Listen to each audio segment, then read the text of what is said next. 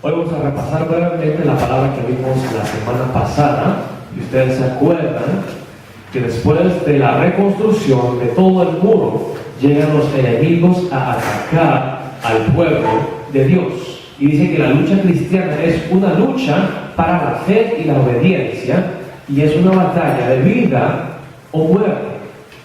Y estos fueron los puntos que encontramos en el libro de Nehemías capítulo 4. Dice que la guerra espiritual se puede ganar cuando nos acordamos de nuestro Dios Todopoderoso. Eso es lo que hace Nehemías primeramente. Cuando llegan los enemigos, él busca ayuda. ¿A dónde? Él va directamente a Dios. Y después tenemos que no solamente acordarnos de quién es Él, sino activamente confiar en Él. Confiamos en sus promesas y su control, su soberanía, y nos despojamos del egocentrismo. Tenemos, segundamente, que seguir atentos, siempre preparados para defendernos con la espada. ¿Se acuerdan que estaban construyendo con una mano y defendiéndose con una espada? Y la espada simboliza la espada del Espíritu que encontramos en Efesios 6, que es la palabra de Dios. La única cosa ofensiva, arma ofensiva que tenemos nosotros es la palabra de Dios.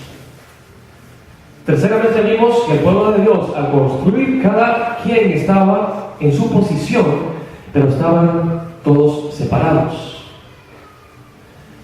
Y cada vez que tocaba la trompeta, cada vez que sonaba la trompeta, se reunían todos y recobraban poder.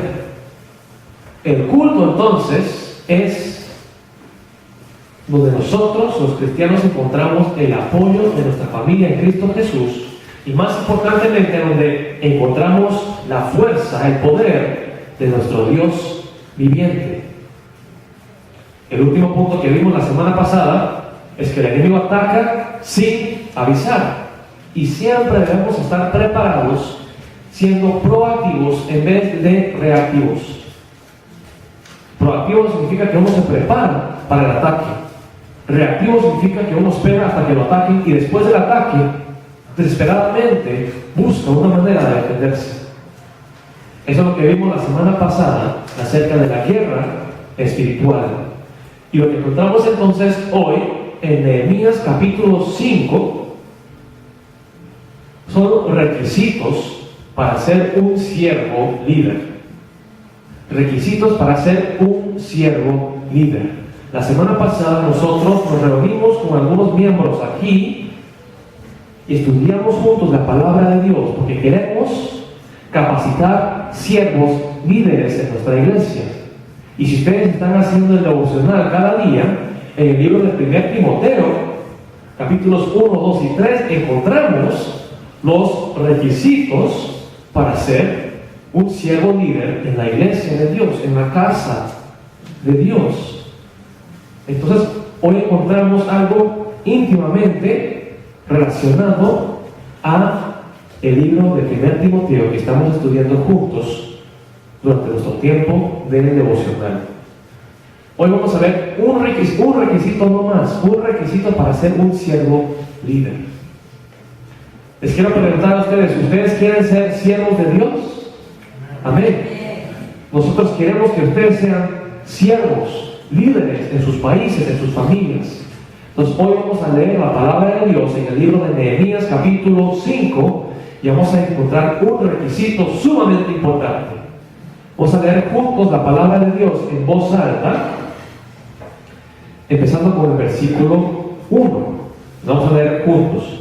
Dice así la palabra de Dios: Entonces hubo gran clamor del pueblo y de sus mujeres contra sus hermanos judíos. Había quien decía: nosotros, nuestros hijos y nuestras hijas, somos muchos, por tanto hemos pedido prestado grano para comer y vivir.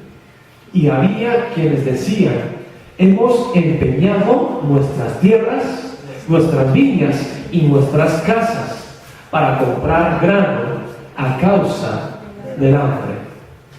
Y había quienes decían: hemos tomado prestado dinero para el tributo del rey, para pagar los impuestos sobre nuestras tierras y viñas. Ahora bien, nuestra carne es como la carne de nuestros hermanos, nuestros hijos como sus hijos, y he aquí que nosotros dimos nuestros hijos y nuestras hijas a servidumbre. Somos iguales, somos humanos, pero ahorita estamos siendo esclavos por nuestra pobreza.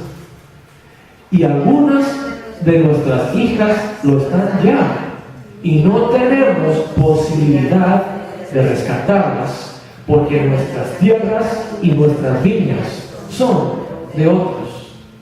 Y me enojé en gran manera cuando oí su clamor y estas palabras. Entonces lo medité y reprendí a los nobles y a los oficiales y les dije: exigís interés cada uno a vuestros hermanos. Y convoqué contra ellos una gran asamblea y les dije: nosotros, según nuestras posibilidades, rescatamos a nuestros hermanos judíos que habían sido vendidos a las naciones, y vosotros vendéis aún a vuestros hermanos y serán vendidos a nosotros. ¿Reconocen lo que está pasando aquí? Dicen que son los mismos judíos, hicieron todo lo posible para sacar a sus hermanos de la esclavitud, y ahora llegando a nuestro pueblo, ustedes están comprando a sus propios hermanos y utilizándolos, están aprovechando de ellos como si fueran esclavos. A veces yo me enojo cuando yo veo patrones hispanos. Me dicen algunos miembros: pastor, él es mi poblano, él es paisano, él es de Guerrero, él es de Oaxaca, él es mi amigo, él es mi hermano, él es mi familia, pero no me paga. Siendo el mismo inmigrante, siendo el mismo hispano, siendo el mismo pueblo, ¿cómo se van a abusar, cómo se van a aprovechar del pueblo de Dios? Eso es injusto. Eso no debe ser. Eso es una violación en los ojos de Dios. Ven entonces la injusticia que siente aquí Nehemías el profeta, el gobernador del pueblo de Dios. Es una injusticia que los propios judíos se aprovechen de su misma gente, de su mismo pueblo. Entonces vamos a ver la respuesta de los líderes egoístas. ¿Qué es lo que dicen aquí? Dice: y callaron, pues no tuvieron qué responder. Y dije: no es bueno lo que hacéis. No andaréis en el temor de nuestro Dios para no ser oprobio de las naciones enemigas nuestras. También yo y mis hermanos y mis criados les hemos prestado dinero y grano. Quitémosles ahora este gravamen. Os ruego que les devolváis hoy sus tierras, sus viñas, sus olivares y sus casas, y la centésima parte del dinero, del grano, del vino y del aceite que demandáis de ellos como interés. Y dijeron: lo devolveremos y nada les demandaremos. Haremos así como tú dices. Entonces convoqué a los sacerdotes y les hice jurar que harían conforme a esto. Creer en Dios no significa venir a la iglesia, cantar alabanzas a Jesús y regresar a nuestro trabajo y vivir de una manera que no le agrada a Dios, como si que Dios no existiera. Dios no ve lo que yo hago, cómo me abuso de mis empleados, cómo yo les quito dinero para enriquecerme yo mismo. Esa es una injusticia tremenda que encontramos hoy día en este mundo. Entonces dice así Nehemías, el profeta, el gobernador, dice: además, sacudí mi vestido y dije, así sacuda Dios de su casa y de su trabajo a todo hombre que no cumpliere esto, y así sea sacudido y vacío. Y respondió toda la congregación, amén, y alabaron a Jehová, y el pueblo hizo conforme a esto. Lo que Dios más detesta es la idolatría. Es la idolatría. ¿Y cuál es la idolatría que encontramos aquí en el libro de Nehemías, capítulo 5? ¿Cuál es la idolatría que encontramos nosotros? Es el amor ¿de quién? Del dinero. En vez de alabar a Jesús, en vez de hacer de Jesús nuestro mayor deseo, nuestra obsesión, nosotros mismos nos arrodillamos delante del dólar, del dinero. Tal vez ustedes me van a decir, pastor, pero usted no entiende, nosotros somos pobres. Y nosotros no somos idólatras de esa manera. Hermanos y hermanas, yo creo que 75% del mundo, de la población del mundo, de los más de 6 billones de seres humanos sobre esta tierra, gana menos de $1 al día. Si ustedes tienen un techo sobre su cabeza y una cama donde se pueden acostar, donde pueden descansar cada noche, tienen más riqueza que el 60% de este mundo. El ídolo más grande de este mundo, especialmente de este país, aquí los Estados Unidos, es el dinero. Y nosotros sacrificamos hasta nuestros propios hijos sobre el altar de la prosperidad. Vi algo muy triste en el Facebook. Hay una foto de un padre con su hija. Y dice la hija hacia el padre: papi, ¿cuánto ganas la hora? ¿Cuánto te pagan a la hora? Pues mi hija me paga a 10 la hora. ¿Por qué me preguntas? Y la niña sacando de su billetera cuotas, billetes de $1. Papi, aquí tengo $5.75. No tengo los $10, pero ¿me puedes dar una hora de tu tiempo, por favor?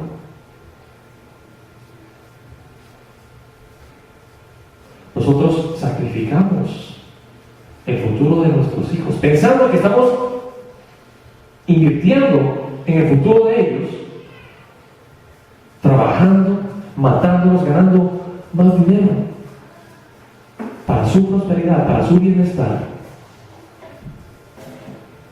Y sin pensarlo bien, estamos sacrificando a nuestros propios hijos sobre el altar del dinero, de la prosperidad.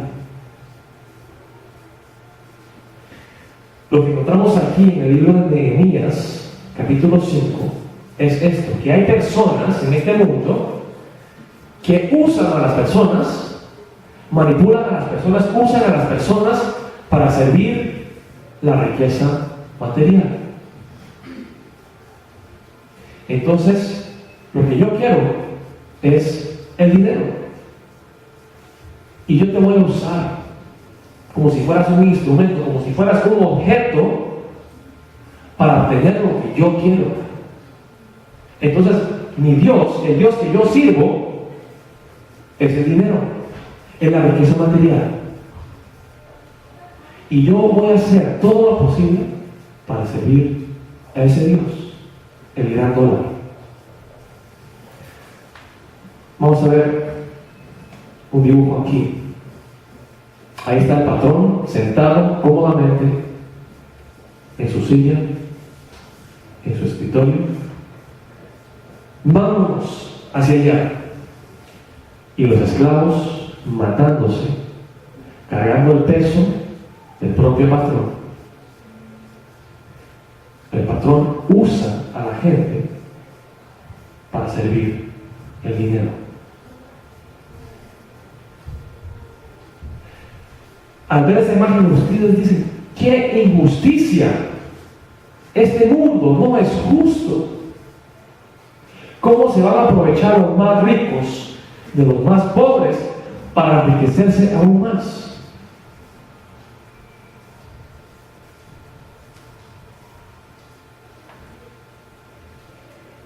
Y lo más triste es que hay líderes cristianos que hacen esto. Hay líderes cristianos que hacen esto. En vez de servir al Dios de la Biblia, ellos sirven el Dios del dinero. Si ustedes ven algún libro de este señor aquí guapo, Joel Osteen, o si ven un programa en la televisión donde está predicando este señor, les pido que por favor no paguen. Si ven un libro o ven un amigo que está leyendo este libro, digan: hermano, él no está predicando el verdadero evangelio. ¿Por qué? Porque él no quiere hablar acerca de la pobreza espiritual. Él nunca habla sobre el pecado en sus prédicas, porque eso va a llevar a su iglesia a la pobreza material. La gente siempre quiere escuchar cosas bonitas. Dios te ama, y si tú oras y si tú das tu diezmo, vas a ver que en un año o dos Dios te va a dar un Mercedes-Benz, una casa más grande con piscina.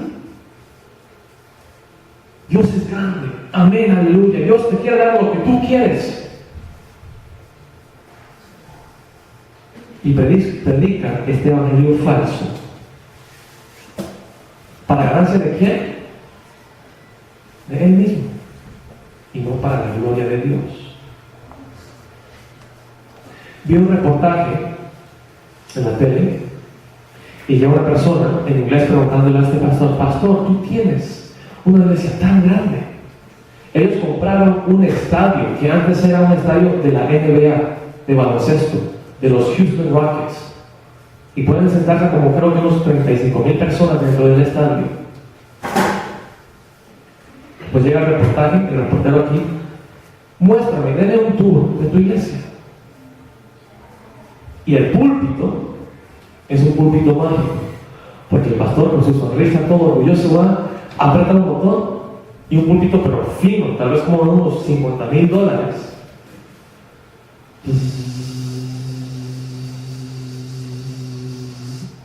desaparece bajo la tierra para que se vea un globo majestuoso y para que se vea el coro cantando alabanzas a Jesús.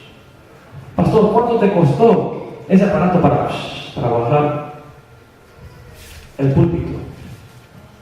Y se pone un poco incómodo, no responde. Pastor, ¿usted no cree que eso es un poco excesivo? ¿Un poco exagerado?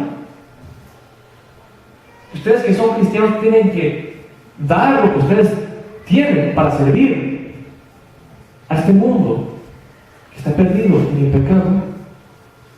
Y en vez de servir a los más pobres, están invirtiendo dinero en un púlpito que se desaparece. Pastor, otra pregunta: ¿por qué no hablas? ¿Por qué nunca mencionas el pecado? Porque yo creo, entiendo yo, dice el mensaje cristiano, que el problema de este mundo no es la pobreza, es el pecado. ¿Por qué no hablas acerca del pecado? Se pone aún más incómodo el pastor. Bueno, la verdad, a mí no me gusta que se incomode la gente.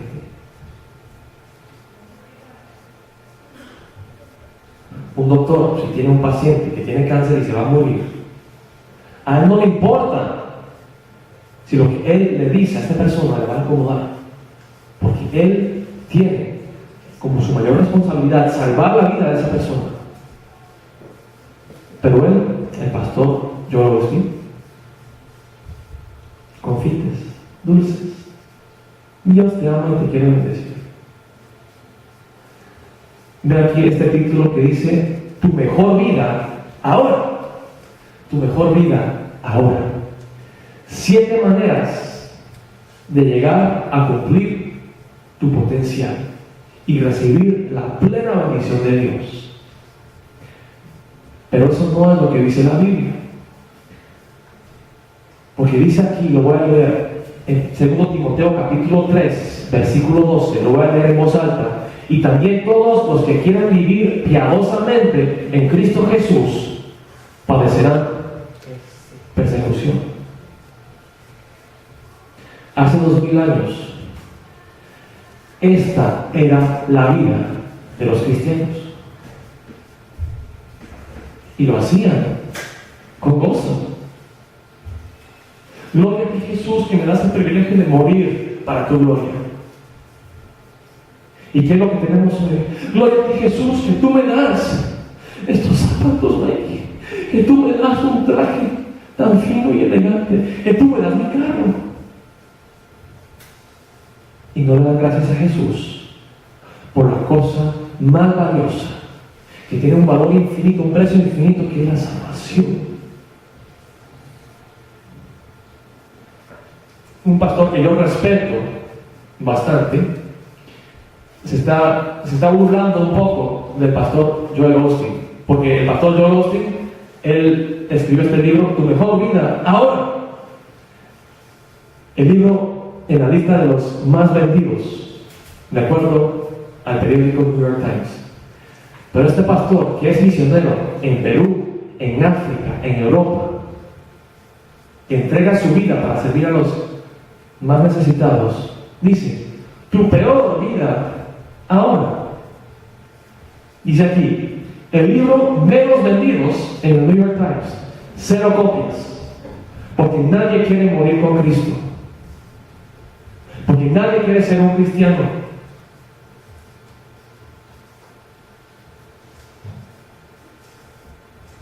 Esta es la realidad del cristianismo de hoy. Los líderes que tienen más poder y más influencia están regando a este mundo pobre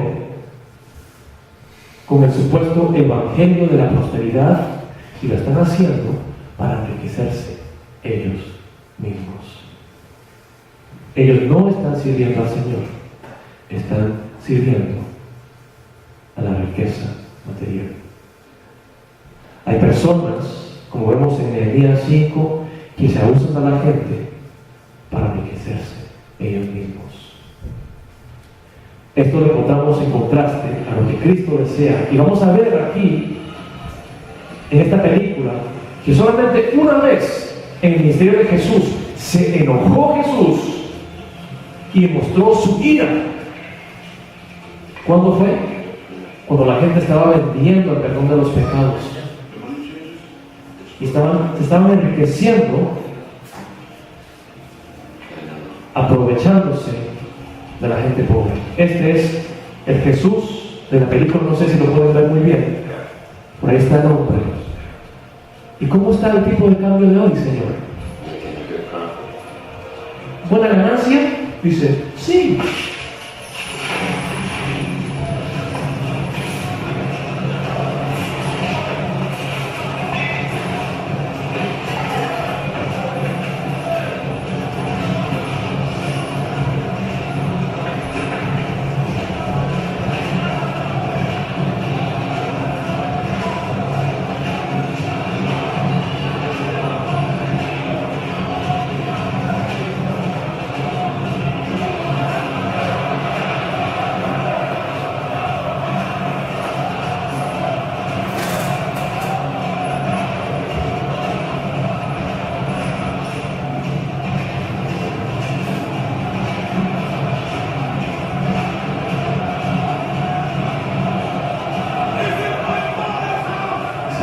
Este es el hogar de Dios. Es un hogar, es una casa de oración, no de ladrones y no de negociantes. El mismo ídolo que encontramos en el tiempo de Jesús hace 2000 años sigue siendo el ídolo más grande en el día de hoy. En el libro de Nehemías 5, entonces encontramos cómo debe vivir el cristiano, el siervo líder que se somete a la autoridad de Jesús. Vamos a seguir leyendo juntos en voz alta, en Nehemías capítulo 5, empezando con el versículo 14. Vamos a leerlo juntos. Dice así: también desde el día que me mandó el rey que fuese gobernador de ellos en la tierra de Judá, desde el año 20 del rey Artajerjes hasta el año 32, 12 años, ni yo ni mis hermanos comimos el pan del gobernador. Pero los primeros gobernadores que fueron antes de mí abrumaron al pueblo y tomaron de ellos por el pan y por el vino más de 40 siclos de plata, y aún sus criados se enseñoreaban del pueblo. Pero yo no hice así a causa del temor de Dios. También en la obra de este muro restauré mi parte. O sea, yo puse de mi billetera, de mi dinero, de mi material, de mi esfuerzo, y no compramos heredad. En vez de comprarme una casa, en vez de comprarme un carro nuevo, yo me entregué completamente para construir el muro y hacer la voluntad de Dios. Y todos mis criados juntos estaban allí en la obra. Entonces el líder, la cabeza del hogar, si es un líder, como encontramos aquí en Nehemías, que sacrifica todo para servir a Dios, los criados, los hijos, toda la familia van a seguir ese ejemplo. Seguimos en el versículo 17. Además, 150 judíos y oficiales y los que venían de las naciones que había alrededor de nosotros estaban a mi mesa. Y lo que se preparaba para cada día era un buey y 6 ovejas escogidas. También eran preparadas para mí aves, y cada 10 días vino en toda abundancia. Y con todo esto nunca requerí el pan del gobernador, porque la servidumbre de este pueblo era grave. Acuérdate de mí para bien, Dios mío, y de todo lo que hice por este pueblo. El siervo líder, la persona que sigue a Cristo Jesús, sabe sacrificar. Vamos a leer el tercer punto que encontramos aquí en voz alta. Los cristianos, y especialmente los siervos líderes de la iglesia, deben ser personas que usan la riqueza material para servir a las personas. ¿Ven la diferencia? Este mundo usa a las personas para servir la riqueza. Nosotros los cristianos tenemos que usar la riqueza para servir a las personas. ¿Ven ese contraste? Este mundo se aprovecha de la gente, manipula a las personas para servir el dinero. Mientras que nosotros, los cristianos, debemos usar el dinero para servir a las personas más necesitadas. Y cuando nosotros hacemos esto, el Dios vivo es el verdadero Dios que servimos en lugar del dinero. A través de nuestras acciones pueden ver la gente quién es el Dios verdadero. Yo puedo predicar con mi boca, yo sirvo al Dios viviente, yo conozco a Jesús, pero la pregunta que debemos hacernos nosotros es: ¿lo estamos demostrando a través de nuestras acciones? Esto encontramos también en 1 Timoteo capítulo 3, que leímos ayer en el devocional. 1 Timoteo capítulo 3, que habla acerca de las calificaciones, los requisitos del líder, del siervo líder cristiano.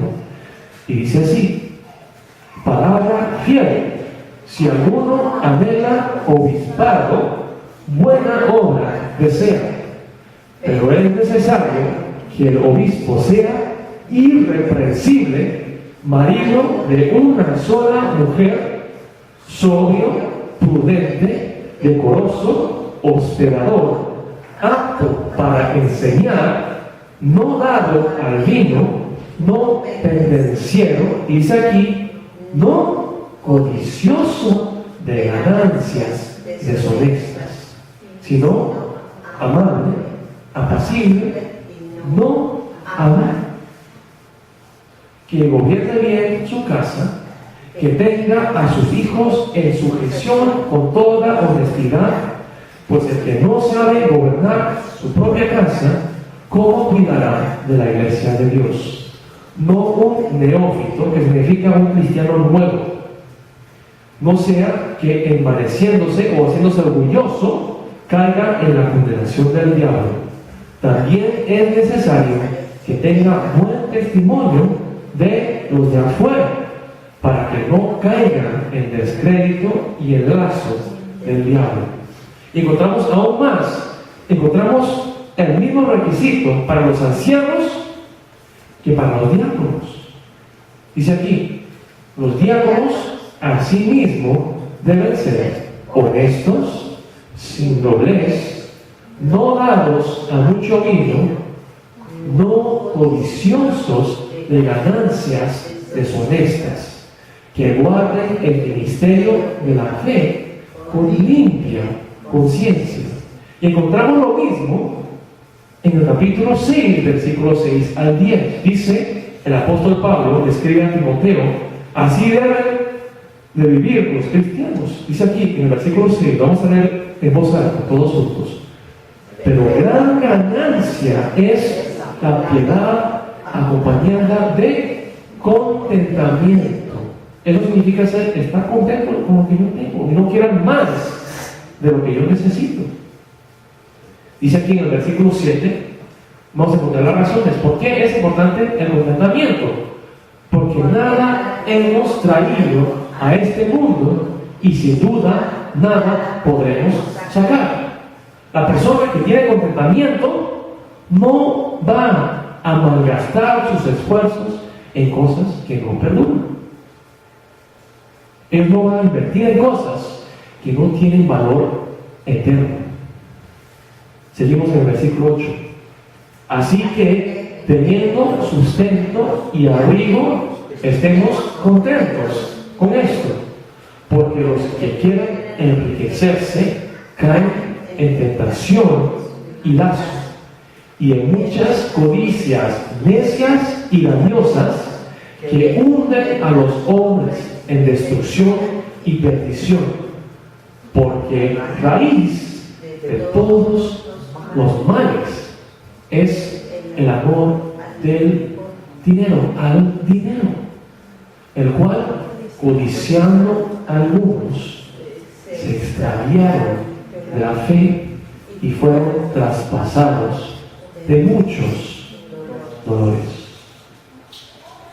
Jesucristo mismo predica en los evangelios que nadie puede servir a los maestros, a los dioses.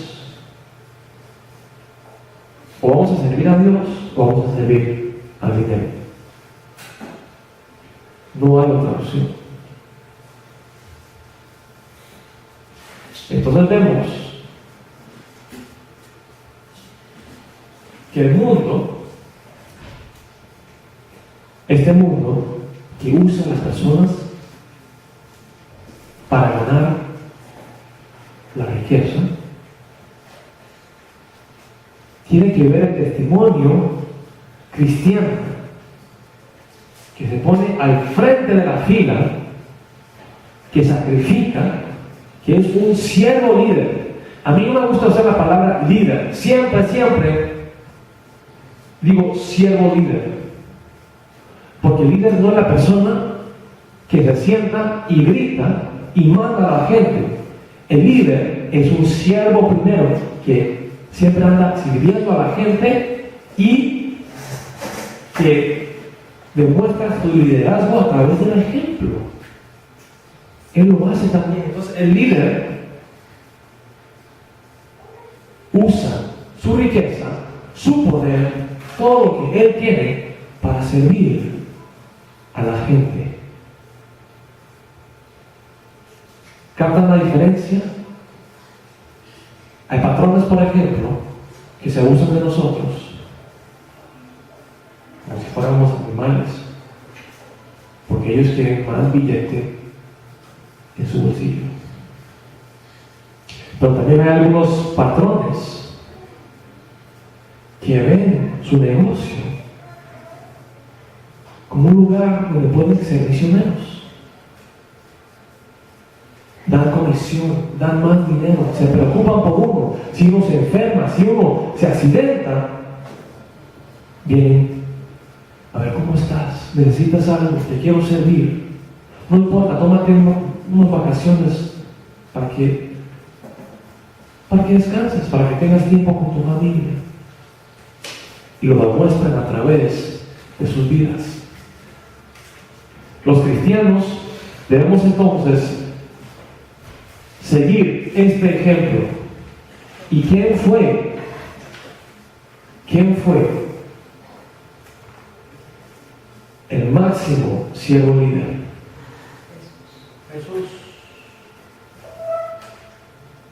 Jesús. Ven esta imagen aquí, que esta persona está cargando el peso de sus empleados para servir. Y Jesucristo cargó la cruz.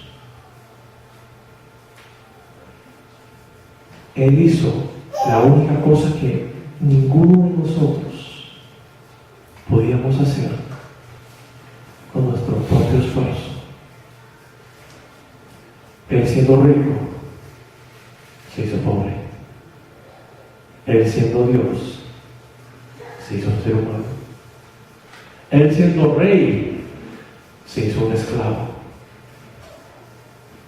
No solamente para salvarnos, pero también para darnos el ejemplo perfecto que debemos servir nosotros, los cristianos. Cuando el mundo nos ve,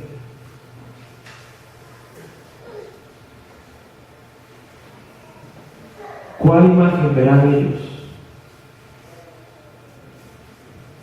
Somos nosotros, personas que con nuestras bocas servimos a Dios, pero con nuestro corazón, nuestros deseos, nuestros sueños, nuestras acciones, servimos a este Dios.